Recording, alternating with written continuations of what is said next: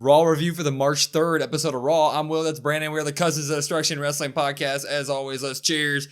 Talk about some wrestling, huh? Yeah, on the heels of Elimination Chamber with the biggest, most shocking moment in WWE history, we'll just keep the ball rolling. We're on the road to Mania here, and it didn't stop here. This was a jam-packed night. Yeah, it did not stop here. It also didn't stop on our live stream. You guys had a phenomenal Elimination Chamber with us, if I can talk and say that word, and it carried over tonight to Raw. It was absolutely incredible. Thank you guys for being there. Live stream right on YouTube, youtube.com/@codwrestlepod. So join it if you can. But we started hot on Raw with an angry CM Punk. He was pissed. That was a nice transition. Execution was maybe like a 3 out of 10. We're getting better. Bad. Angry CM Punk. Usually we try to guess. This time we didn't try to guess what starts out the show, but my God, CM Punk was pissed. He was pissed. I have a lot written down because he said a lot, but he came up here and he was tearing up the announce table. He hopped up on the announce table. He took a mic and he said, let's start tonight with a bang. Where do we start? This is a state of the union. Everybody in the back, everybody on social media, they think that my path to WrestleMania is now closed. Well, that is not true. So who wants to get it first? And then the whole crowd starts chanting, and he goes, oh, everybody? Who should go first? And then the crowd's like, Rocky. They chant The Rock. McAfee and Cole are giving names. And he's like, okay, The Rock? Okay, how about The Rock first? You think that you're immune to criticism, Rock? I'm the best in the world. You walk in, or you think that you can just walk in anywhere and be a star? I earned my stripes. You can do whatever you want. You can do your dumb pump thing. And he was pointing to his arm on The Rock doing his goosebumps and all that thing. He was like, you could do that. I feel like selling my soul, but not like that idiot last night either, John Cena. And so it was like, ooh, time for CM Punk to address the elephant in the room, right? The John Cena. He goes, you stole something from me at Chamber. I always thought you were good. I gave you the benefit of the doubt when you said that you were going to skip over everybody else and go join the Elimination Chamber. I gave you the benefit of the doubt over the last 20 years of you saying hustle, loyalty, and respect. But now that's all bullshit is what he says. You gave up on everybody. And don't worry, I'll see you down the road and you'll be making a wish, and I'll make you make a wish that you never want to see me again. So he brought in the little Make-A-Wish line that everybody's been doing online. Pretty damn funny. Not going to lie about it. And he goes, now, Seth Rollins, Becky, come get your man because the next time you see him, he may be in a wheelchair. Well, that was enough. Seth Rollins music hits, and CM Punk isn't waiting for anything this time. Sprints right at him. They start fighting. Security comes out almost immediately. They go all the way past the ring.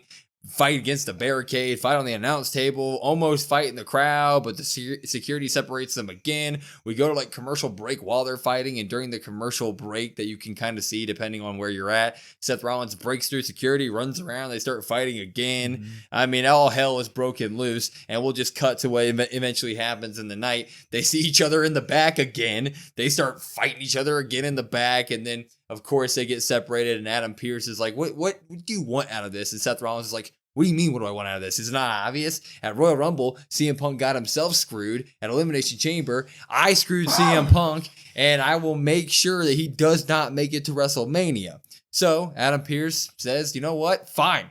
If you don't want him to make it to WrestleMania, we'll do this right now. Next week, we do get CM Punk taking on Seth Rollins' steel cage match. Going to be phenomenal. All this was phenomenal. Great way to start Raw, popping all of it. In the Garden next week. In the Garden? Garden shows are always big. In the Garden. Yeah, I'm going to pop this as well. How can you not? What a way to start off. Honestly, would have liked to see more of the Punk promo just myself because I liked how good he was going. And Pissed Punk is great TV Punk. So I would have liked to see that. But in terms of, we knew this was going to happen. We knew we were kind of getting it. And you were like, man, we're already getting it. And then I say Monday night in the steel cage. And your mind immediately goes, well, that's going to be damn good. Oh, God.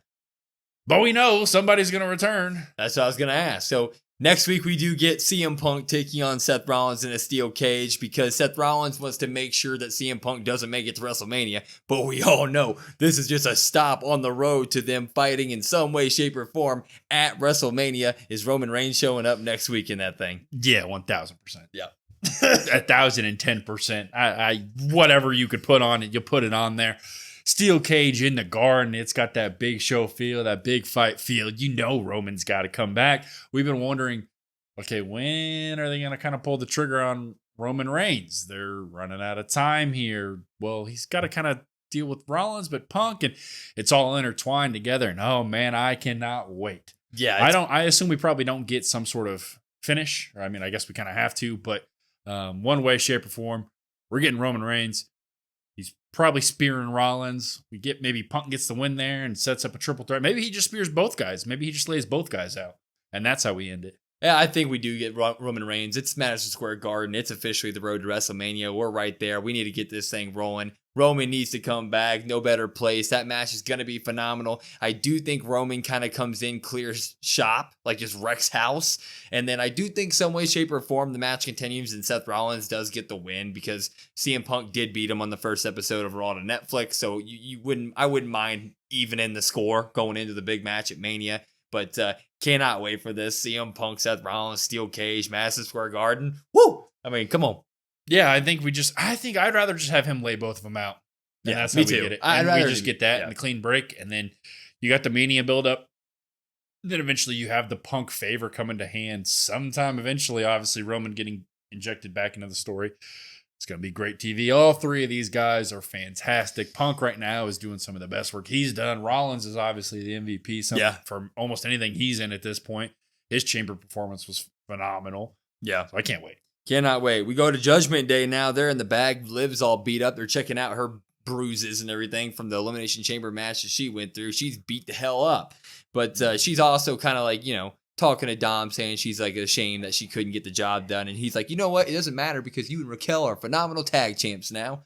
Being a chivalrous man is Dom Mysterio, treating his woman right. Yeah. And Liv says she wants Raquel to go after the IC title, so that's something. But Finn, they look at Finn and he's sort of happy. He's happy for a moment. He says, he's happy that Liv and Raquel are tag team champions, but he can't get past the fact that Braun Breaker made all of the Judgment Day look stupid last week. And Dom's like, you know what? You were in the ring with them too, and you backed away. Maybe we do need new members. And Finn's like, no, we don't need new members, and I'll go deal with Finn or go deal with Braun Breaker tonight. Mm-hmm. So we're like, okay there. Mm-hmm. And then we move on to Otis. Otis is out in the ring. And he's facing Gunther after last week's beatdown Gunther had on Tozawa. It's Otis' turn. Mm-hmm. Gunther comes out on a mic and he says, before I embarrass you, big boy, first, you are strong as an ox and you are a freak of nature, but to me, you're just a freak. You belong with Jay. You're just a clown who's here to entertain these idiots. They pity you. You can't even find a belt to fit your waist while I'm walking around with the World Heavyweight Championship around mine. But I'll teach you about respect tonight. And I'm just going to go ahead and give this. I'm giving the Gunther promo a pop. We never really do that. I'm popping the hell out of the Gunther promo. I thought it was freaking hilarious, man. Gunther is cutting some of the funniest stuff on this. Yeah, he's cutting some of the best promos that he's done. Yeah. You made a great point. It's been probably a couple months now. You said when Gunther's out by himself, he's not really that great on the mic. It's just like, okay, whatever. But then you give him somebody to talk to or somebody to go at. Say, hey, go out and cut a promo on this person. Gunther's phenomenal. Yeah, dude. Absolutely great. But Gunther would cheap shot Otis right away, even though he's trying to be prestigious, which is perfect booking in my opinion. And he would get the best over Otis for a while, but Otis would have a fighting chance. That is the story that they're telling with these little fights of Gunther picking on people, is that they always have a little bit of a chance throughout the match. So much of a chance that Otis got a good amount of offense in this entire time. He was slamming Gunther around a little bit, got his caterpillar on Gunther. You get the caterpillar on Gunther. I mean, you done your job, right? You caterpillar Gunther. But eventually we would have Gunther he'd basically Hulk up himself, get the drop kick off, get some clotheslines that would finally knock over the beast, which is Otis. And then he would power bomb Otis. It wasn't like an explosive power bomb, but Otis is a big dude. He got him up, put him down. We'll give it to him. 1, 2, 3. Gunther would win, but of course he's not done. He tries to put Otis in a sleeper hold, but his boy Tozawa jumps on his back, and Gunther power bombs Tozawa on top of Otis. And then he would start to set up. He was going to power bomb Otis onto little Tozawa. Kill that man. And then Jay, of course, wouldn't let that happen. Jay runs out. He saves the day. He spears Gunther. But when he's after he spears Gunther, 8-Town Down Under attacks because they were talking smack on Jay last week, and Jay kind of big broed him. And so they attack. But Jay's able to get the best over 8-Town Down Under, but when he was getting the best over them, Gunther comes back in the ring. He puts Jay to sleep with a sleeper hold. I loved absolutely every second of this. I love what they're doing with Gunther popping it. Yeah, I'm going to pop this as well. As you're sitting there talking, and it popped in my head. We're going to get a 3-on-3 tag match eventually. Maybe. We're getting Gunther and A-Town Down Under versus what? Alpha Babes, I guess. Yeah. And Jay. That's probably what we get. Yeah, pop as well. The storytelling here is fantastic. Good to see Gunther in the ring again. Weekly television. We talk about that all the time. That's always great to see. But the little beats of like Gunther being almost too cocky and taking everybody for granted, and I'm better than you and you're below me, but then they just keep getting offense. It's a great story to tell.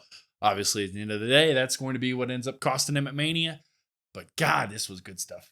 Yeah, I love the story beats. It's great stuff. It's just you are telling the story through other guys. You're having guys like Tozawa and Otis get segments and matches in with Gunther. So you're doing that just in terms of propping up the mid card, and then you're just telling this little story, like you said, that everybody has a little bit of a chance, and that chance is going to be wide open for Jay Mania. We would get a little bit of a Jay promo later after he got put to sleep, and he kind of did the whole, my back's against the wall. Everybody's saying my back's against the wall, but you woke up a beast. And at Mania, I'm gonna become unhinged and get mine and beat you, Gunther. So he's kind of just doing the same thing, which people in our live stream were kind of pointing out that that's a little bit of a sleeping, putting us asleep right now. Jay's kind of saying the same thing every week, but I don't mind it. We're more telling the story of like how Gunther is going to overlook Jay right now. And I think in the coming weeks, we're going to get more Jay Uso. So yeah, I think we'll, like you said, eventually we'll get some different Jay. We'll get maybe a little bit more in terms of character stuff. If they keep doing this for however many weeks, 47 days until Mania, I guess, I will be a little bit like, give me a little bit something. Yeah. Jesus. But I think we do get that. Yeah.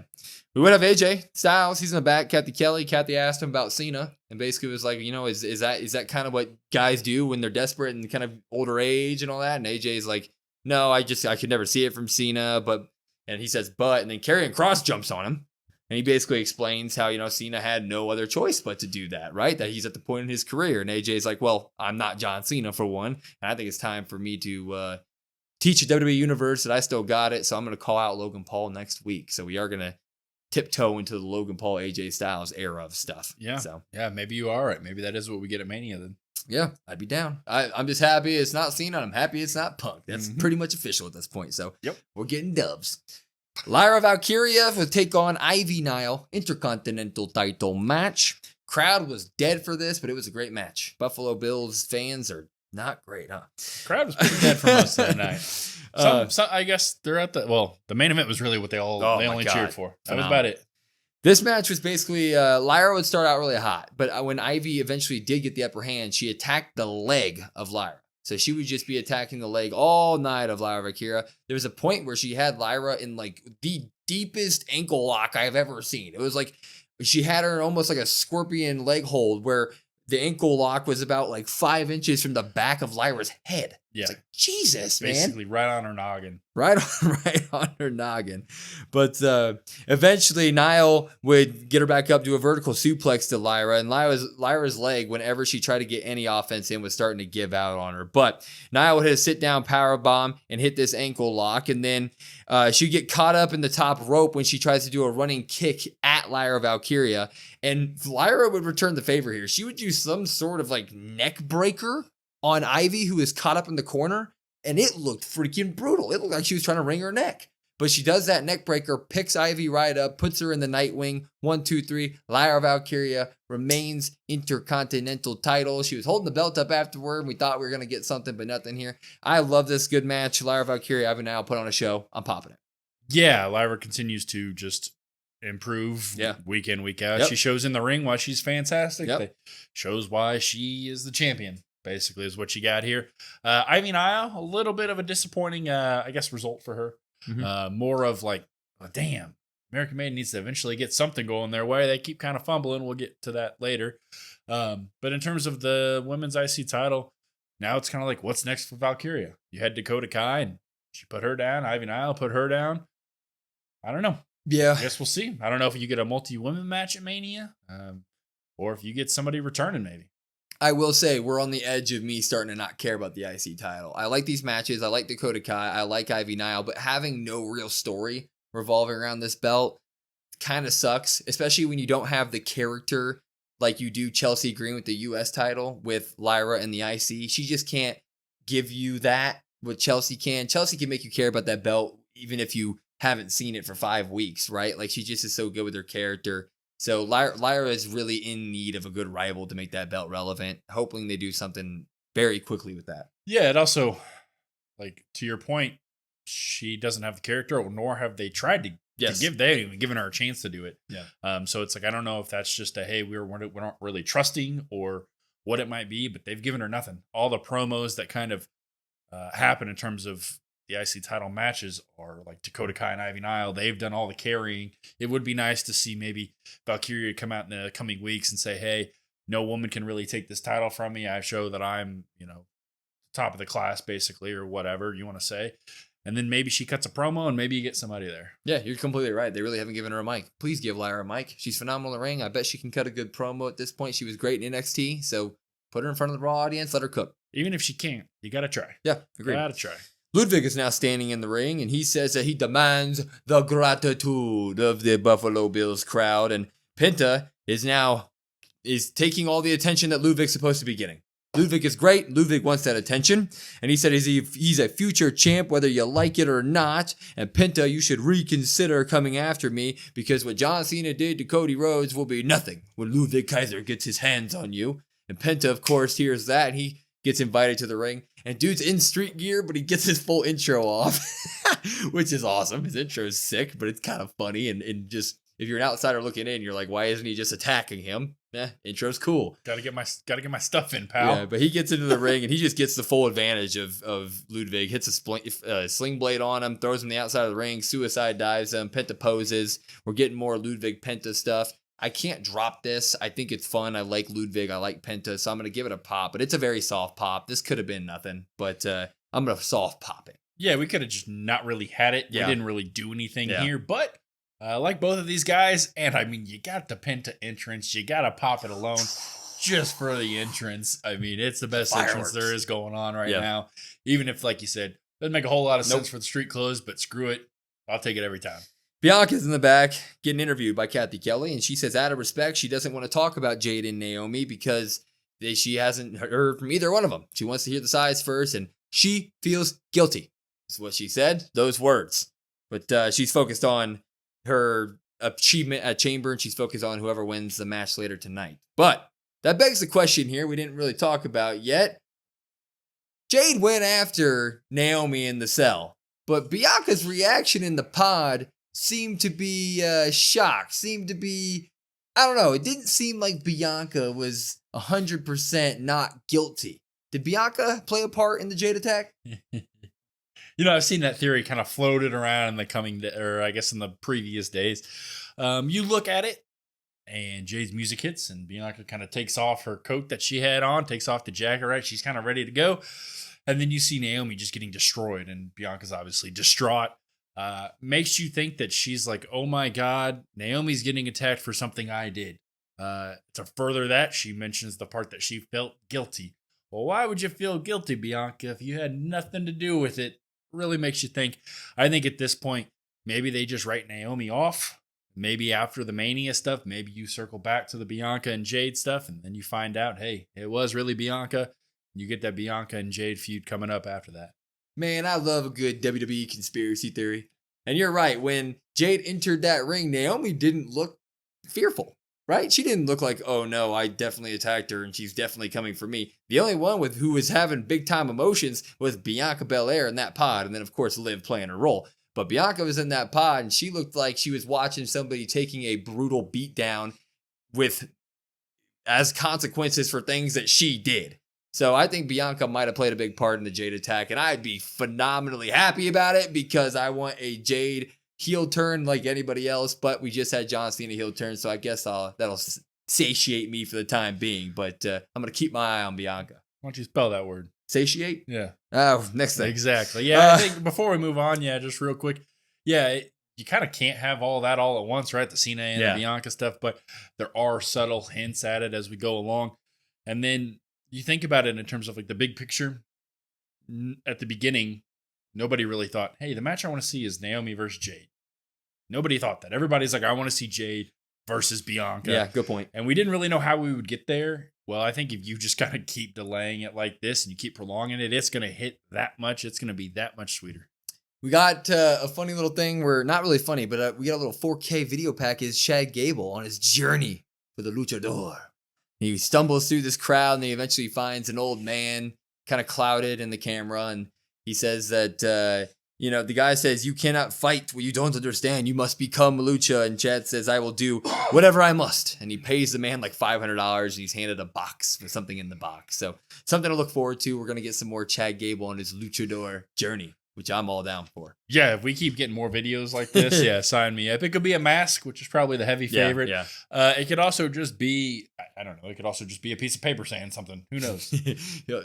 Princess is in the next castle. Little certificate, yeah.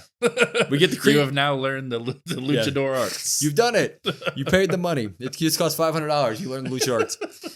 Creed brothers are taking on the War Raiders Tag Team Championship after they just watched their partner in crime, Ivy Nile, lose to Lyra Valkyria, but it's their turn, and Creeds would absolutely destroy to start this match until Ivar would get the hot tag in, and they would start going crazy as well. Both these tag teams are really freaking good at wrestling. The War Raiders are just hard-hitting stuff, while the Creeds are ridiculously huge humans who can somehow still fly around the ring and jump off the top rope, do moonsaults. You had Brutus doing moonsaults off the top rope. Even though he was a little off tonight, Brutus was a little off. Julius was on his game per usual. I mean, Julius showed that he is like future mid-card champion in terms of hovering around the world title scene. Yeah. I mean, this was, if you don't know about Julius and his like athleticism, it was a fully on display tonight. Eventually, though, the Creeds would go for their finishing maneuver, and they would miss. And when they missed, I think it was Ivar sent Julius to the outside, and he would kind of roll over the top rope and land on his butt where he's landing. His back is up against the apron, and Eric's waiting for him and runs and does a cross body into the apron like screen that they now have on wrestling rings. I wish they had the little video where it breaks. Glitch thing. Yeah, the glitch where it breaks. Yeah, but nice. So they take out Julius. They get into the ring. They get Brutus up. They do hit the War Machine on Brutus. 1, 2, 3. They get the win here. The crowd was not into this match. And while I absolutely love the Creed brothers, I wasn't really into this match. Don't know why.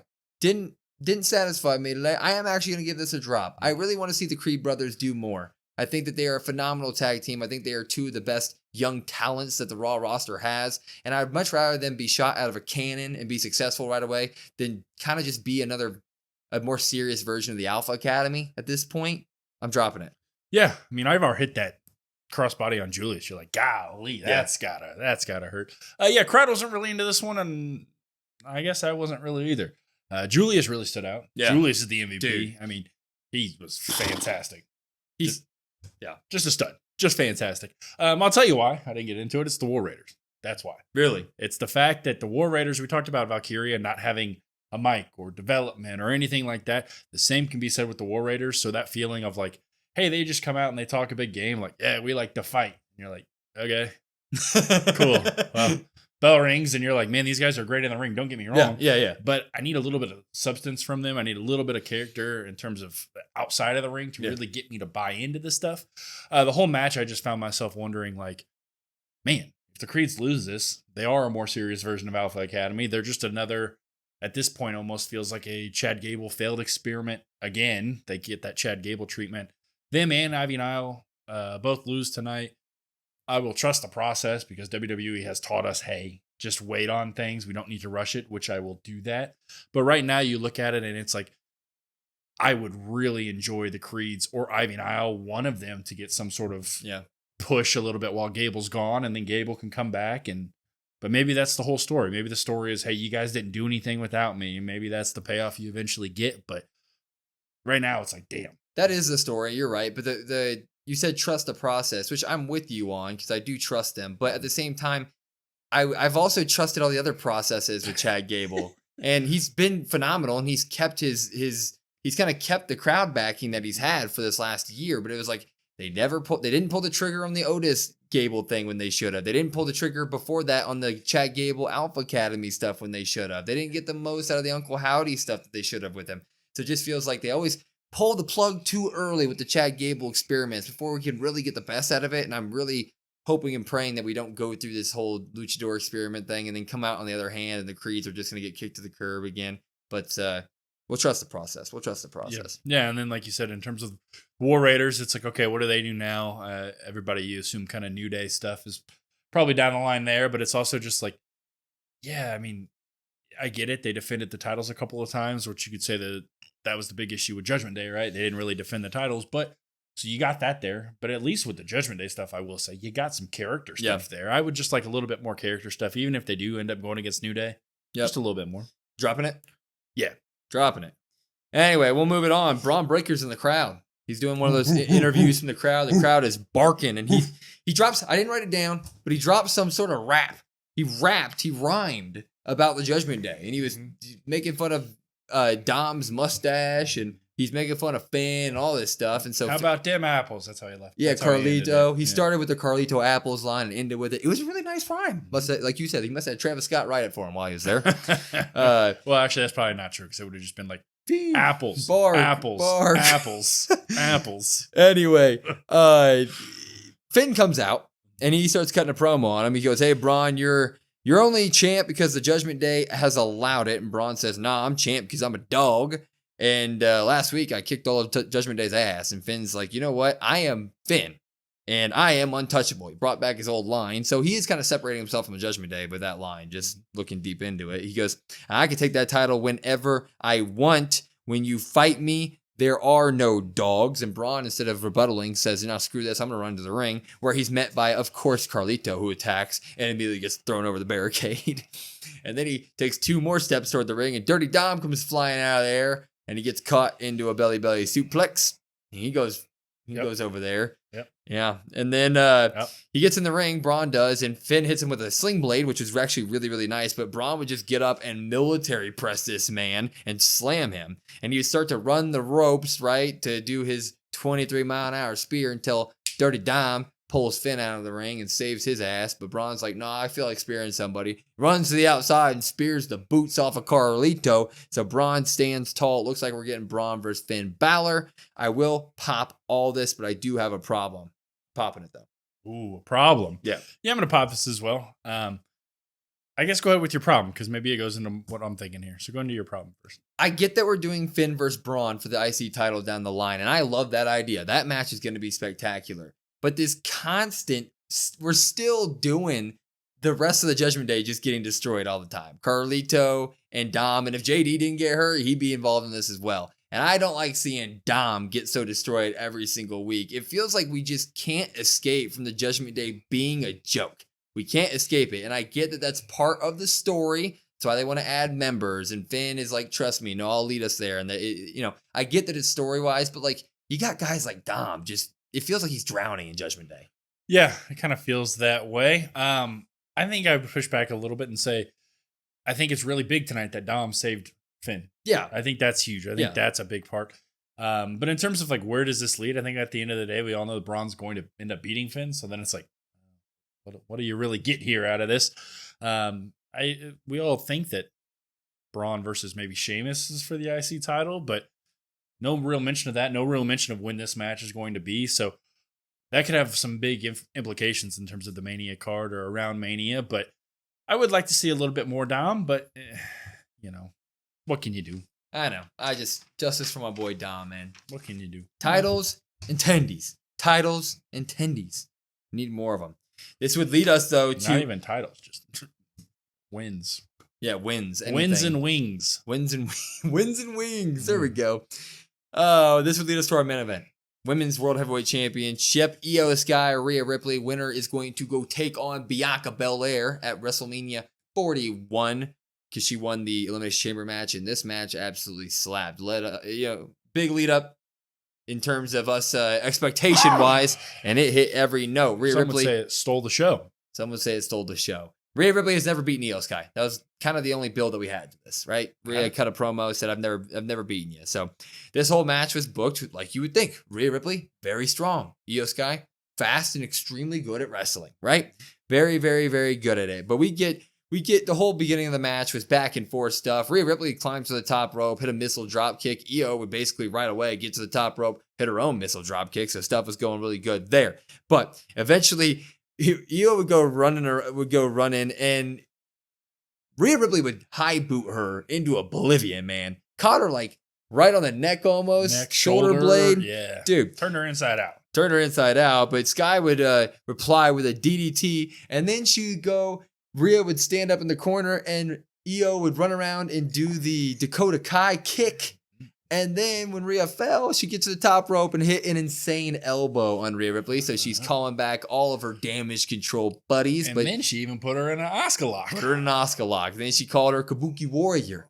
Called back and did that as well. But eventually Rhea would get the prison lock in and start to, beat Rhea Ripley. But Iyo would send her into the post, and they go to the outside, and Iyo would even get thrown into the barricade. And then they would travel over to the other side of the ring near Bianca, because Bianca's watching this match. She's near the announce table. This is where things get a little fishy, because Rhea picks up Iyo and starts slamming her against the apron and slamming her against the announce table, and she throws her into the ring. She leaves her on the outside of the ring, and we do get a 9 count. We get a 1, 2, 3, 4, 5, 6, 7, 8, 9. Rhea gets in or Iyo makes it in the ring, getting these people mixed up. But while Iyo is getting counted out on the outside, Bianca is sort of hyping her up. Bianca's sort of like, get up, Iyo, get up. Just kind of being a good sport about it. And when Iyo gets in the ring, Rhea looks out to Bianca and is like, what the hell? So Rhea gets out and kind of gets face to face with Bianca and is like, what, you don't want to fight me at WrestleMania? You're helping her get up? What, you want Iyo Sky to win? You don't want to fight me at WrestleMania? And she shoves Bianca, who doesn't take that shit, and gets up and shoves Rhea into the apron and kind of puts her hands on her. And the ref... No, not kind of. Does put her hands on her. And the ref, I forget her name. Jessica Carr. Jessica Carr, thank you. Yep. Jessica Carr doesn't disqualify her. She gets out of the ring and starts to break these two up. Even though Bianca just blatantly put her hands on Rhea Ripley, which is supposed to be a DQ. Now, I know people are going to watch this and be like, okay, well, you two were just being a little bit too strict on the rules. But the rules are the rules, all right? Consistency in wrestling is key. I don't like that. Well, everything's consistent until it's not consistent. Should have been a DQ. Anyway, this leads to Rhea Ripley getting back into the ring, and she's like, you know what? I'm going to prove a point to Bianca by super riptiding Iyo Sky. And she gets to the top rope, goes to the super riptide, but Iyo reverses it with the Hurricane Rana, and then does the over the moon salt to Rhea Ripley. 1, 2, 3. Iyo Sky pulls off the upset on Rhea Ripley. She is the new Women's World Heavyweight Champion and is presumably going on to WrestleMania to fight Bianca Belair. This is absolutely incredible. Popping it. Yeah, I'm going to pop this as well. I don't know how you could not pop this. No, I'm giving it a drop for the DQ crap. Rules are the rules. Technically. Yeah, I mean, Michael Cole even says that Io's going to defend against Bianca. He says that as, Io's holding up the title. So it makes you wonder kind of what's next for Rhea, but I guess we all assume a triple threat of some sort. But I guess I'm a little confused at the end, why Rhea even, got upset with Bianca. Bianca didn't do anything wrong. Bianca's just like, hey, I'm here to support you. I would just want a good, clean match. I want to face the winner, whoever that may be. And Rhea just like, no, I don't like that. And I'm like, what? It just seems weird to me. As for the DQ stuff, I get the frustrations, but it's also yeah, well, it is what it is. What can you do? Iyo is your champ. She continues to beat Rhea. Rhea still has not beaten her. Much deserved win for Iyo. Unexpected, to say the least. And maybe that DQ, non-DQ stuff kind of maybe clouds it a little bit. I wish that wasn't the case for Iyo. But we get Iyo rightfully going into Mania. We were kind of like, well, what's next for her? Well, we got our answer for her. Now the question is, what's next for Rhea? So, like I said, I assume we're still getting the triple threat stuff, but definitely shocked that Iyo is going to be the champion heading into Mania. Yeah, shocking to say the very least. The DQ stuff with Rhea and Bianca at the very end, or the no DQ stuff, was to set up something, I'm guessing triple threat wise. This leaves the door open for a lot of things, though, because we're also still up in the air about stuff that Liv Morgan's doing at WrestleMania. I don't want Liv and Rhea to fight each other again. I'm just pointing out the stuff that could be happening. But I think that we do get some sort of Rhea, Bianca, Iyo Sky. I'm glad that Iyo Sky won this match. I think that it adds a very interesting twist to the WrestleMania path, because now, Rhea's going to have to work her way back into the title shot if we are going to do the triple threat. Interesting to see how they do that. Maybe we do get a Bianca versus Rhea match just flat out before then, which would be phenomenal, which would satisfy my taste for what I want before WrestleMania. If you just give me like a Rhea versus Bianca, and if Rhea wins, she makes it to the Mania match, that satisfies that. Then give me the triple threat match. I'd be 100% down. But Iyo's your champ. Love it. Love these type of swerves on Raw. What a great weekend of wrestling. Yeah, what a great weekend. You're probably right. That is probably what we do get in terms of like if Rhea wins, she goes on and it's a triple threat. If you look at it in terms of like if I'm Bianca, right, my perspective, well, what do I gain from this? I don't gain anything from this. Yeah. But obviously it's WWE. It's all fun, so it's wrestling. So you'll probably get it. But big swerve there, unexpected, and really kind of capped off what was a great weekend, great week here. Really just heading into Mania now, and it's like, wow, I really didn't think Rhea was not going to have that title. So maybe you do get what you want. More Rhea matches, more kind of build for Rhea in terms of searching, in terms of trying to find herself again, sort of thing. Feels like the road to WrestleMania is just, it's here and it's just taking off. It's great. And I absolutely love it. We're here. But it was phenomenal. We gave it 13 pops to 4 drops. I feel like that's what it was. Not much bad here, but solid episode of Monday Night Raw. And it was fun as hell watching with all of you guys on our live stream. Once again, we live stream Raw, SmackDown, and PLEs. And this Friday, we will be streaming WWE 2K25 all day long. So be there for that as well. YouTube.com/@codwrestlepod. COD WrestlePod, and follow us on all of our socials at COD WrestlePod, and listen to us wherever you get your podcasts at YouTube, Spotify, Apple, etc. Share us with anybody who wants to be a wrestling fan or is a wrestling fan. We feel like we've been gaining some traction. Love you guys as a community. Let's keep growing. But until next time, I'm Will. That's Brandon. We're the Cousins of Destruction Wrestling Podcast. We will see you next time.